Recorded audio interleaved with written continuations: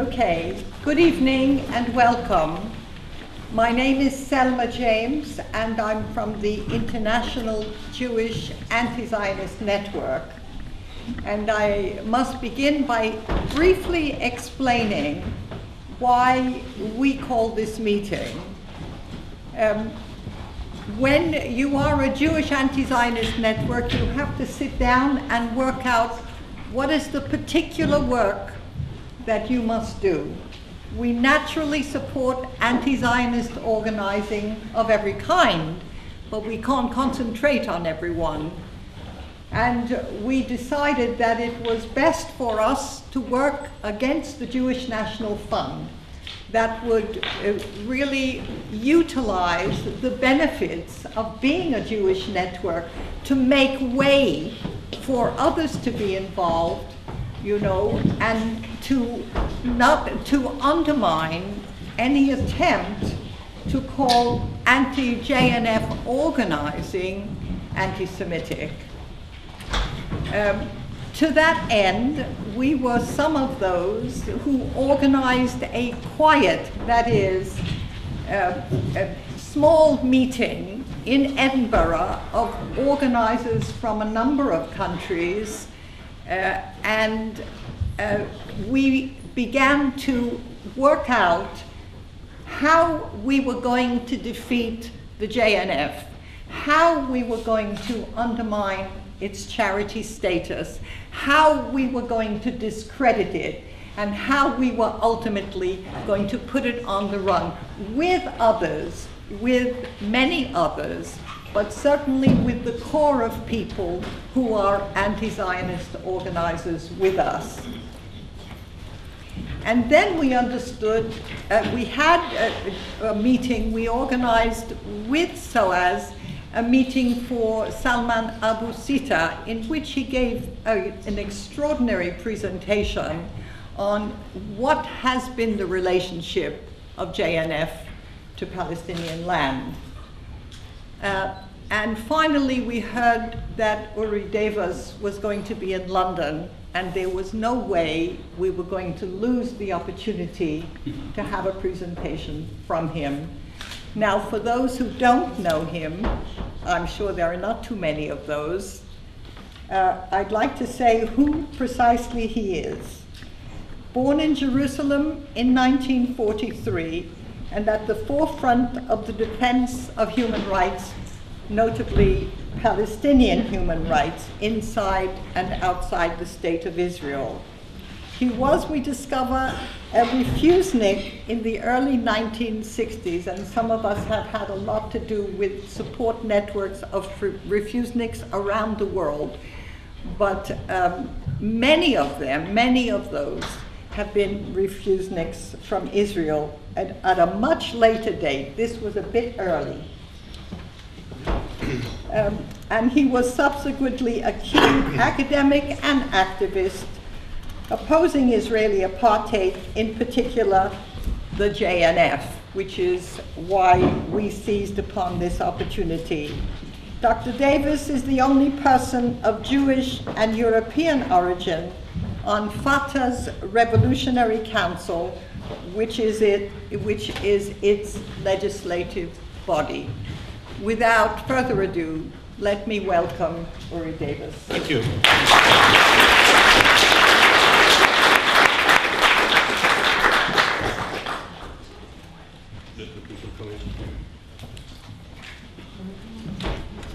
Would you come in now, please, and take your seat just before the presentation is to begin?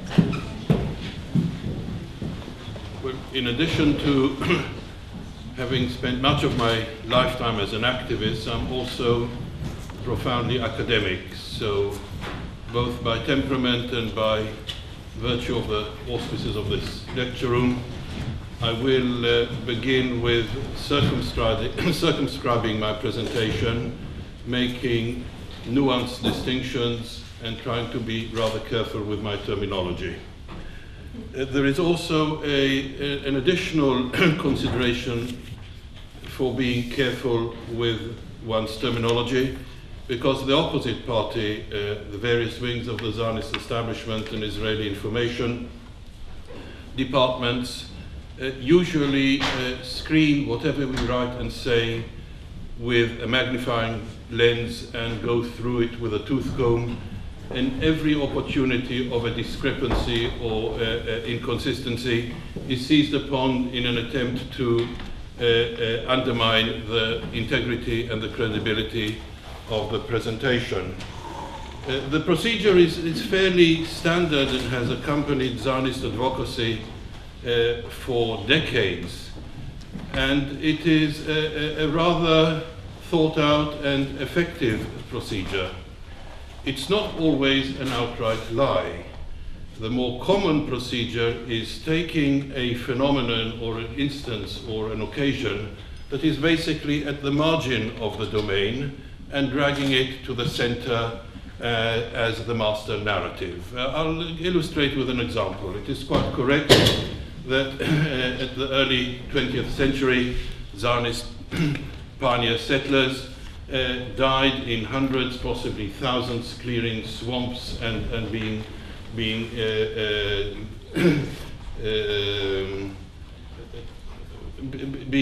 devastated by Anopheles mosquitoes and malaria. And clearing the swamps and making the desert bloom has been standard narrative in Zionist advocacy and, of course, Jewish National Fund advocacy. And, of course, there were swamps in Palestine. What is not usually pointed to is that these were the minority of the territory. Mainly, perhaps 1% of the territory of Mandate Palestine was swampland. So you take a situation which is factually correct, namely dozens or hundreds of pioneer settlers dying of malaria, clearing swamps in Palestine. You drag it away from the margin and put it at the center, make it the master narrative, and you get a desert land that has been made fertile and made to bloom.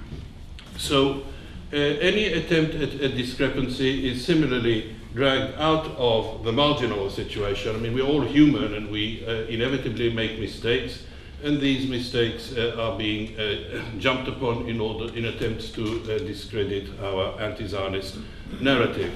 We can't do much more than actually do our best and be careful with what we say and exact with what we say, so as to minimize the opportunity for the opposite party to attempt to make best use of our human failings.